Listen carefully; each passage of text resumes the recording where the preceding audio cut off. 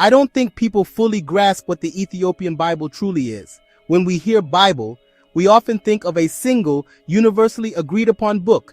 But the Ethiopian Bible challenges that notion entirely. It isn't just a translation of a familiar text into a different language. It's a whole different library, a unique collection of sacred writings with its own history and profound theological depth. This collection is one of the oldest Christian canons in the world, and its story begins in the heart of ancient Africa. To understand it, we have to go back to the powerful kingdom of Aksum. In the 4th century, around 330 CE, King Ezana declared Christianity the state religion. This monumental decision made Aksum one of the very first Christian kingdoms on earth, adopting the faith even before the Roman Empire made it its official religion and centuries before it spread through much of Europe. This wasn't a faith imported by colonizers, it was embraced by a sovereign African empire. The tradition holds that this conversion was sparked by Frumentius, a Syrian Christian who became the first bishop of Ethiopia, known locally as Abba Salama, the Father of Peace.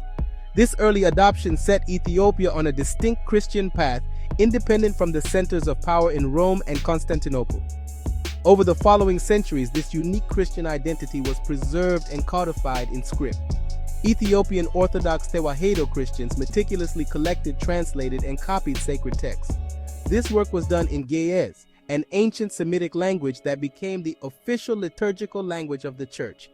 In remote monasteries, often carved into mountainsides, scribes dedicated their lives to creating breathtaking manuscripts.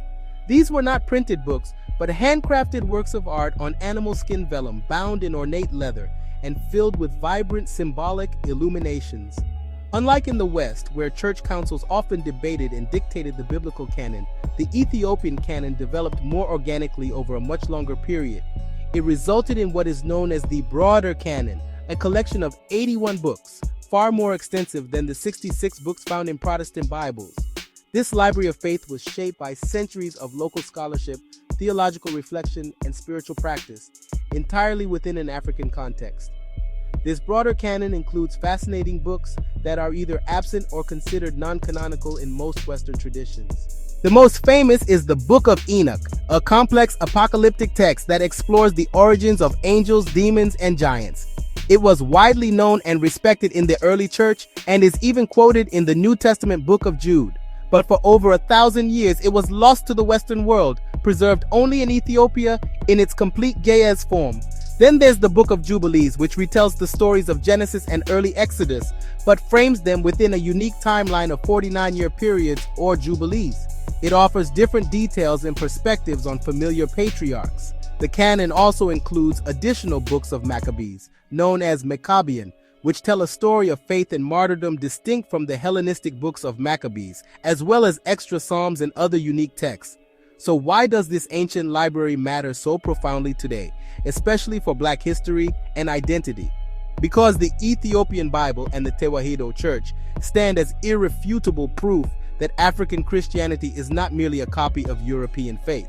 It is ancient, indigenous, and self-defined. It represents a continuous, unbroken Black Christian presence stretching back nearly 2 millennia, long before the era of European colonialism. This incredible continuity provided Ethiopians with a powerful source of spiritual and cultural autonomy, a bedrock of identity that helped them resist foreign domination. By extension, this history has offered many Black people across the diaspora a profound connection to a Christian heritage that is authentically and anciently African, challenging the narrative that Christianity was solely a tool of oppression and providing a powerful source of shared identity. Now it's time for some myth busting. Does having these extra books make the Ethiopian Bible wrong or the church less legitimate? Absolutely not. This view misunderstands history. There wasn't one single Bible from the start. Various early Christian communities used different collections of sacred texts. The Ethiopian canon is simply one of the oldest and most complete witnesses to this early diversity. It doesn't represent a deviation, but rather a faithful preservation of a distinct and ancient theological path, one shaped by its own language, culture, and history. It is a testament to the rich global tapestry of the Christian faith and a cornerstone of a spiritual heritage that has endured for generations.